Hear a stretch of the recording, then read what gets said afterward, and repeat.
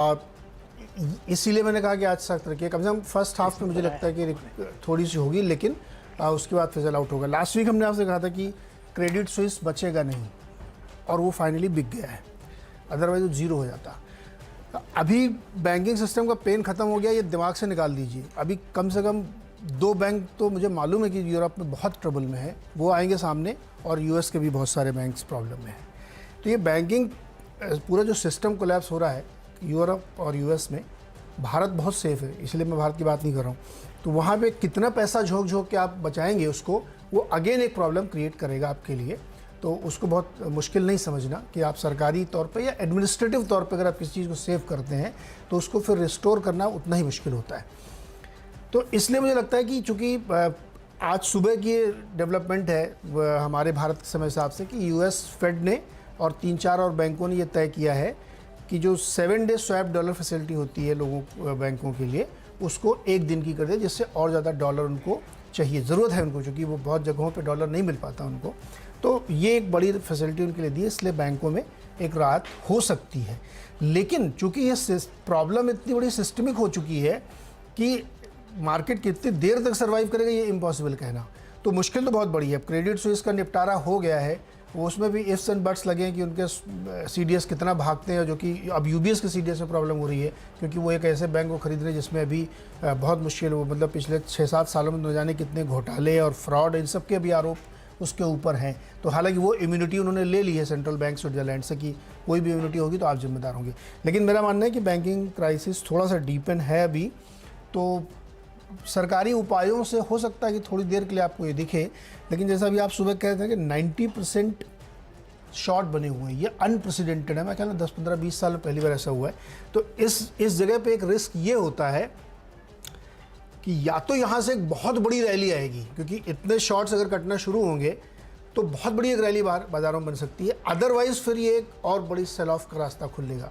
तो बहुत ही ऐसे जंक्शन पे आप खड़े हैं यहाँ पे मार्केट में कि जहाँ गवर्नमेंट और तमाम सेंट्रल बैंक्स ये प्रयास कर रहे हैं मार्केट संभालने की, तो बहुत क्या कहें, बहुत शेकी ग्राउंड में, बहुत अनसर्टेनिटी की ग्राउंड में मार्केट खड़ा हुआ है। थोड़ी सी शॉर्ट कवरिंग होगी 200-300 पॉइंट चला जाएगा, लेकिन अगर नहीं हुई तो ये 200-300 पॉइंट नीचे भी जा सकता है। तो इसलिए मुझे लगा कि आज शुरुआत में थोड़ी सी हार्ड पिच रखनी चाहिए। चलिए, पिच हार्ड है। स्टॉक्स तो मैंने खैर वो लिए हैं जिनकी खबरें हैं, और खबरों के चलते सिर्फ ग्रीन और रेड होगा। स्टॉक्स की चाल आप दिन के दौरान देखिएगा, उस हिसाब से डिसाइड करिएगा। खबरें अच्छी आ रही हैं, 3 ऑर्डर्स बैक करने की खबरें। पहला है कोचीन शिपयार्ड। इसको नॉर्वे की एक कंपनी है लाइसेकर, उसके साथ 2 जहाज कंस्ट्रक्ट करने का, 2 वेसल्स की डिजाइन और कंस्ट्रक्शन का ऑर्डर मिला है।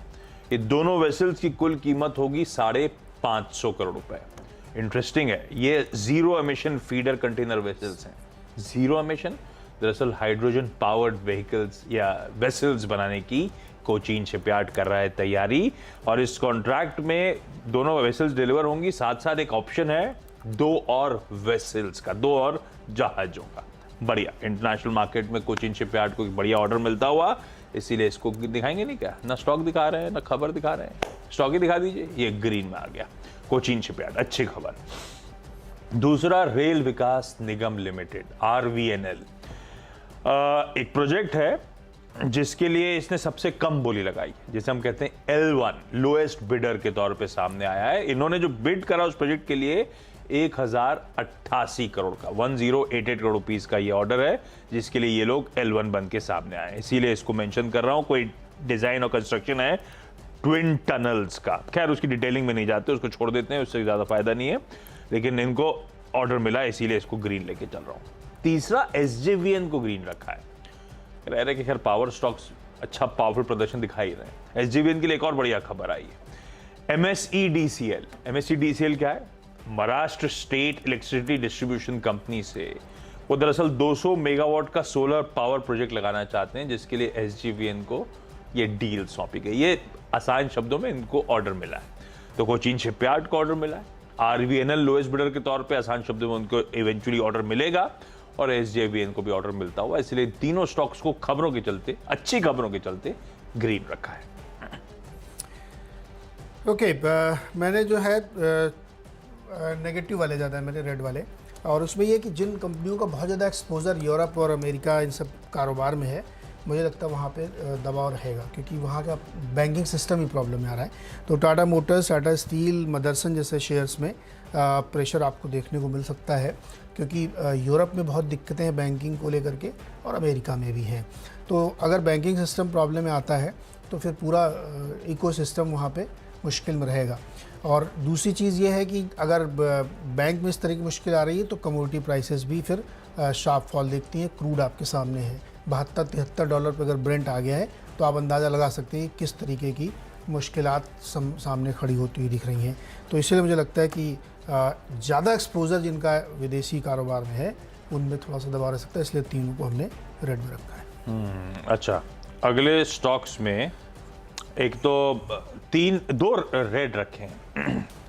खबरें लॉजिकली सब मानते हैं अच्छी हैं, पर मैं रेड में लेके चलता हूँ। पहला है टोरेंट फार्मा। इनकी एक ओरल ऑन्कोलॉजी फैसिलिटी है जिसपे एक प्री अप्रूवल इंस्पेक्शन हुआ था यूएस एफडीए का, यूएस की जांच एजेंसी का। फॉर्म 483 जारी हुआ।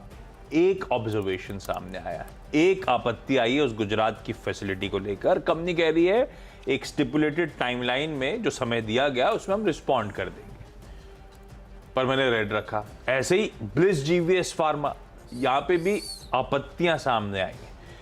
इनके पालघर मतलब मुंबई कह लीजिए, मुंबई के करीब, मुंबई में अब पालघर में एक जांच हुई थी इनकी फैसिलिटी पर, तो उसमें भी फॉर्म 483 यूएस एफडी ने जारी करा।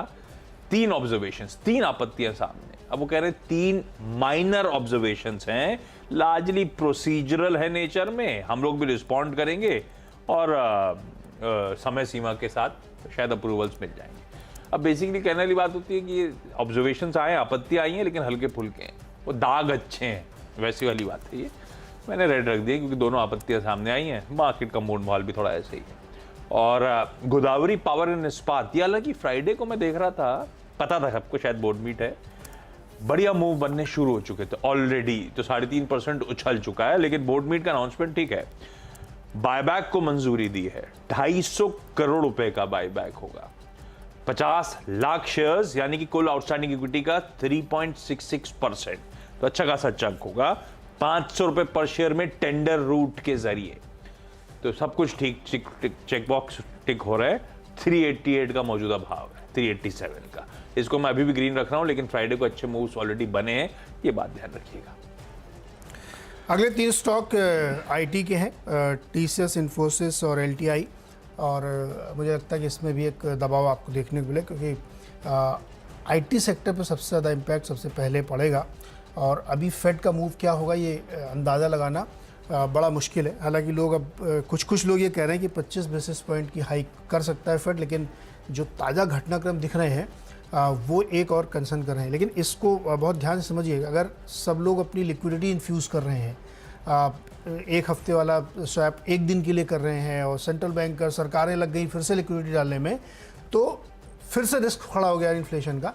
इसलिए मुझे लगता है सेफर साइड लेते हुए 25 बेसिस पॉइंट की हाइक कर सकता है फेड। तो उसका इम्पैक्ट अगेन आपको इक्विटी मार्केट में खास तौर पे आईटी स्टॉक्स में देखने को मिलेगा। हालांकि लास्ट वीक में अकेले नैस्डैक 5.5% से ऊपर चला है और तमाम स्टॉक्स में खूब बढ़िया वहाँ पे तेज़ी देखने को मिली आईटी में, जबकि पूरी दुनिया में तूफान मचा हुआ था। लेकिन उसका असर डेफिनेटली परसिस्ट करेगा, इसलिए मुझे लगता है कि आईटी भी 3 रेड में हो सकते हैं, टीसीएस, इन्फोसिस और एलटीआई। और टीसीएस में तो खैर मैनेजमेंट भी चेंज हुआ है, तो वो भी एक मुश्किल यहाँ पर रहेगी। चलिए एक छोटा सा ब्रेक से लौट के आगे फिर अगले 4 स्टॉक्स।